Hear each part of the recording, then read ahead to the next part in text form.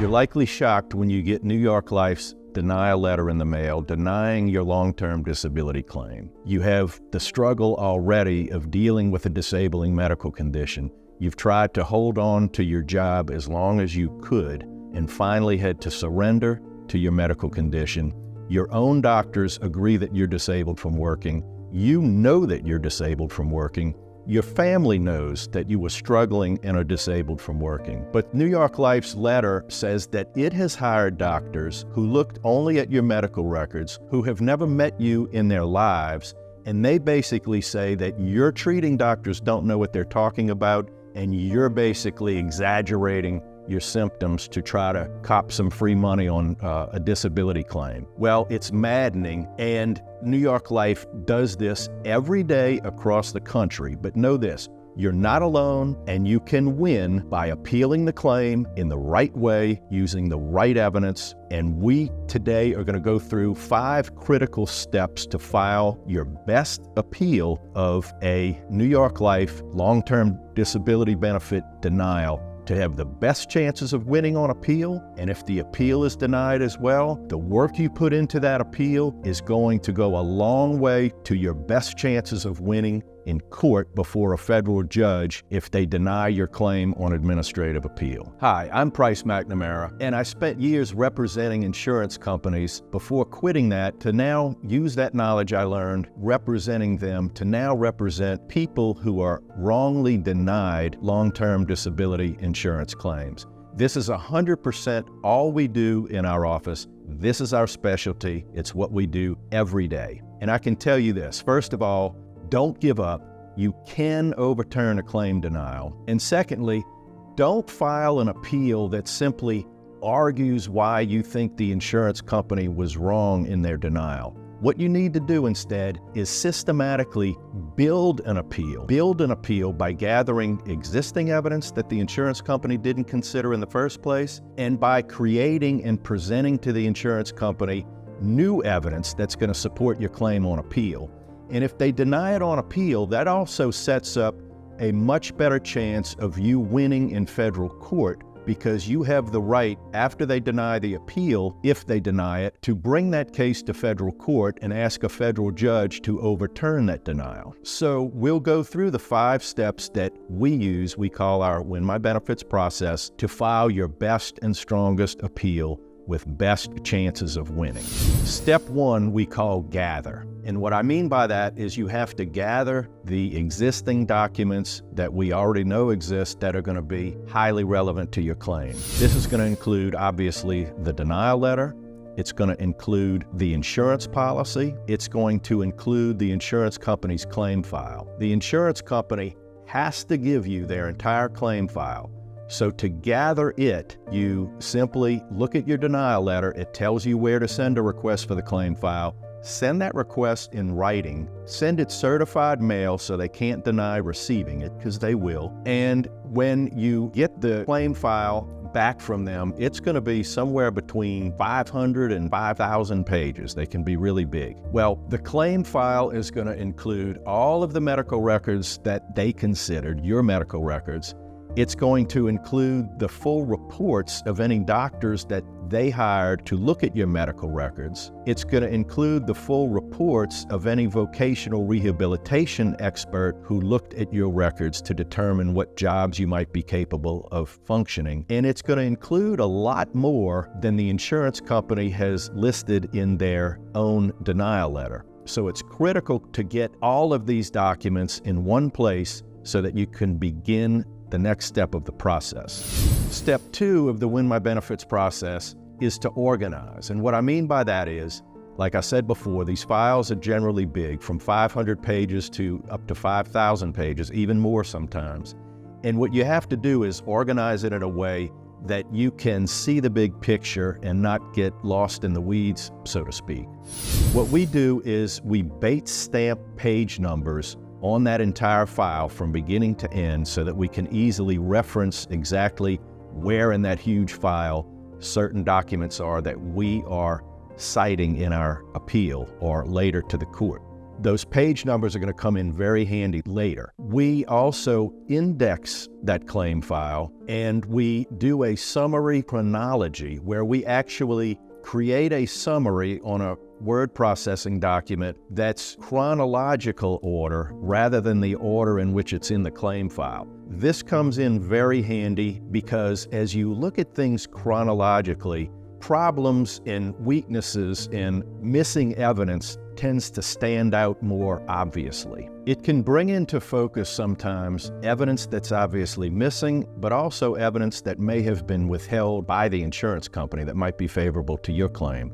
And if that's the case, then we re-request specifically the evidence that we think is missing. It also can bring to light certain procedural violations that ERISA outlaws that you can use to help support your claim and help support the idea that this insurance company is not even following the rules of procedure that ERISA imposes on the insurance companies. The claim file will include all of your medical records. It's going to include all of the reports by any expert physicians that the insurance company hired to review your records, and their opinions that they give end up being much longer than the little snippets that the insurance company references in the claim denial. And sometimes it brings to light that the insurance company didn't even give their reviewing physician critical records that might have changed that reviewing physician's opinion. It'll also include typically reporting by the insurance company's vocational rehabilitation expert who gives opinion on what your capabilities are in terms of what jobs you might be capable of performing given your medical restrictions from your given medical condition. So getting all of this in a chronological order is extremely helpful. You really have to have this organized part down and completed before you can see it clearly to now engage in the next step of the Win My Benefits process. So the next step in the process we call analyze. And what I mean by that is now that you have a nice organized picture of what's in the claim file, what does exist, and a chronological summary of really the entire claim file with page references, you're going to notice that there are certain medical visits you may have had that are simply not in the claim file. There might be diagnostic testing that you've had regarding your medical condition that's just not in the claim file. And it will also become clear things like the insurance company claiming that your symptoms are only self-reported, are subjective symptoms only and not objective, or not something that your physician objectively determined in a physical examination. Well, when you see things like that in the chronology, you can go to your physician and say, the insurance company says that my symptoms are only self-reported. There's nothing objective supporting my claim. That's often what the insurance companies claim.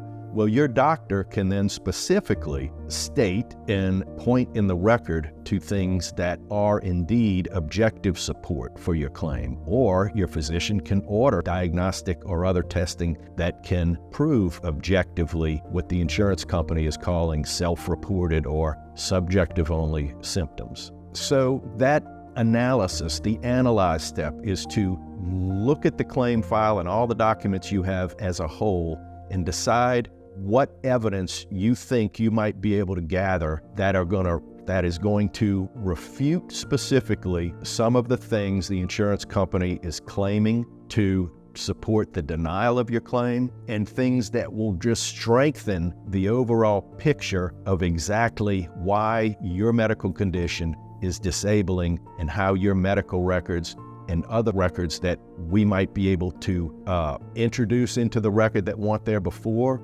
or even create to introduce into the record to support your appeal. Now, the creation of the new evidence or the addition of new evidence to present to the insurance company that was not in the claim file before gets into our next step of the Win My Benefits process. Step 4 of the Win My Benefits process is to build. Now, we've touched on that before, but now we'll get specific. What do you do to build new evidence into the claim file that wasn't there before so it can be considered by the insurance company or potentially later considered by the court if the insurance company continues to deny the claim? Well, one would be probably a much more detailed explanation, a sworn statement by you stating exactly what you feel, exactly how your symptoms disable you from doing your job and disable you from doing particular functions of the job that you found difficult that caused you to have to go out on disability. It's going to include your own statement of job description and exactly how physical or cognitive components of that job description are something you just can't do. This will include one of the things we want to include in new evidence, if it's not already in the administrative record, is your actual written job description from your employer. It's going to list the essential duties of your occupation, but it's probably not going to be complete. So you have to kind of fill in the gaps with things that you know and realize you have to do every day on the job that written job description doesn't really get into. Next, in the build part of the 5-step process, you can get other people, close members of your family, a spouse, somebody else who lives with you, co-workers perhaps, or really good friends who can read the statement you have created in detail to state why your disabling condition really disables you from working. And they can read that statement and do their own sworn statement that simply says that they've read your statement and that based on their observations, everything you say in your statement is consistent with what they have observed and that they observe and speak with you on a daily basis or close to it. Next, you're going to want to include any medical records that simply weren't in the record. These may be medical records that were in existence when the insurance company reviewed your claim, or they may be medical records that were created or from visits that came after the last records that the insurance company had. So you want to make sure that any medical visit you've had to a doctor or for a diagnostic study or for a procedure, that claim file with your appeal becomes fully up to date with all relevant medical records. Another way to build your claim is to take the denial letter to your treating physician and ask your treating physician to review it and ask if he or she can issue a much more detailed report of why your condition is disabling, specifically refuting things that the insurance company claims are not present in the medical record or things that they claim are present in the medical record but that support their denial of the claim. Your physician is going to be in the best position to say exactly why they are wrong in what they're saying and give details as to why they're wrong. The other thing your own physician can do to help you build your claim is perhaps order diagnostic studies to prove things that your insurance company is saying are only self-reported or objective. Your doctor can see what they claim are self-reported or only subjective and will know if there are objective ways to determine that and prove it, that the things you are saying are not just subjective or self-reported but are proven objectively. The doctor's physical examinations can do that in some circumstances, or it might be that the doctor has to order some diagnostic studies, but that's always a possibility also to help build your claim. If a major component of your disability is cognitive dysfunction, then your physician can order a neuropsychological study where you spend a day or two with a neuropsychiatrist or psychologist who can do studies that will show objectively a cognitive decline or what cognitive level you're functioning at with different types of cognitive requirements. In some cases, you might want to hire an independent physician of your own who's not even a treating physician to review all of the records as a whole, the whole claim file, the denial, the medical records, the insurance companies reviewing physicians, their vocational rehabilitation experts' reports and opinions, and an independent doctor can do a comprehensive case review and issue an opinion on whether it agrees or disagrees with the insurance company's denial and with the insurance company's doctors and can state exactly why the record supports your disability. Now, Your own physician or an independently hired physician can also provide you with journal articles or articles out of other authoritative medical literature that completely supports what you are saying and what your own treating doctor is saying about this medical condition causing you to be disabled from working. Another thing you can include that might not have been in the original claim determination, might not have been a factor for their consideration, is if you have medication side effects. That might not have been mentioned earlier. It might not even be mentioned in your doctor's records. But if you have certain medications you have to take and they are causing you drowsiness or falling asleep or brain fog,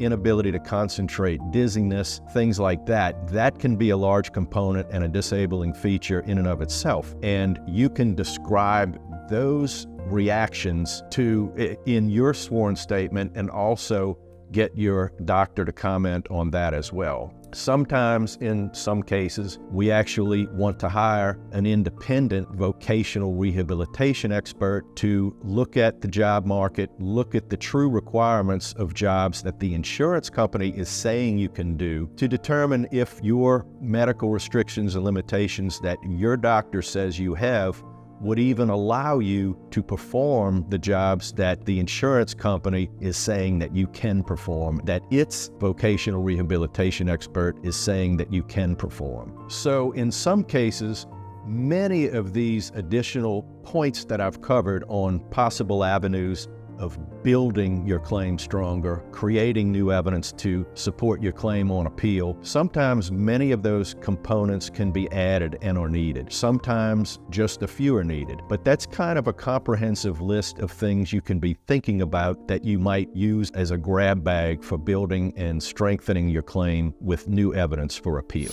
Okay, and finally, step 5 of our Win My Benefits process is execute. And by that I mean, first, we look at the federal case law across the country and try to find cases where courts have ruled against the insurance company and in favor of benefits under fact scenarios and medical conditions that are similar to your case, and hopefully with addressing occupations that are similar to what is being addressed in your case. And we can use that to show the insurance company that in prior cases, judges have ruled in your favor, and they might want to consider that when they are reviewing your appeal and reconsidering their claim denial. And with that, we basically take all of the new evidence we've built, we take all of the evidence that existed in the claim file before, and we weave that into a comprehensive argument along with the legal case law we found that supports your case,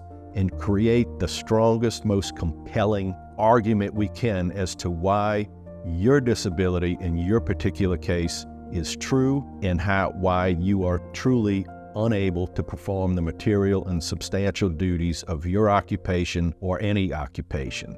And remember, you can include in your argument page sites to the specific page numbers where documents are in the claim file to support your argument, and also attach all of the new evidence, and that's got to be sent with your appeal as an exhibit, so that becomes part of the administrative record as well, and cite to it specifically and why it supports your claim. Now, the important thing in getting all that new evidence into the administrative record is if they do deny your claim on appeal, the federal court cannot consider any evidence that was not put into that administrative claim file on appeal.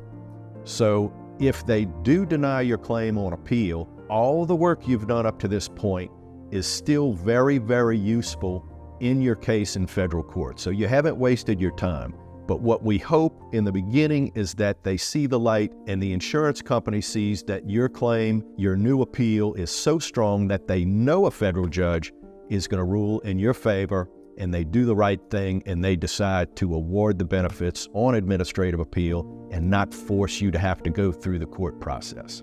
As a final thought, I would suggest that before you talk to any insurance adjuster again, before you begin trying to handle the appeal process by yourself, download our free book. It's called How to Win Your Appeal of a Long-Term Disability Claim. You can find it right here on the website, or if you're not on the website, go to winmybenefits.com. It's a free download. It's full of useful information. It tells you useful tips and tricks, and also traps that the insurance company tries to lay for you, the way they hope you appeal the claim, things you can avoid to weaken your chances on appeal, and some important considerations of some kind of technical issues and deadlines that ERISA law imposes with these claims. So download the free book. We hope it's helpful to you. We hope this video has been helpful to you. Better yet, give us a call anytime. We're happy to talk to anybody about these claims. We love helping people with these claims. We'll review your claim denial letter for free if you'd like us to do that. And we're always happy to help any way that we can. We hope you have a great day.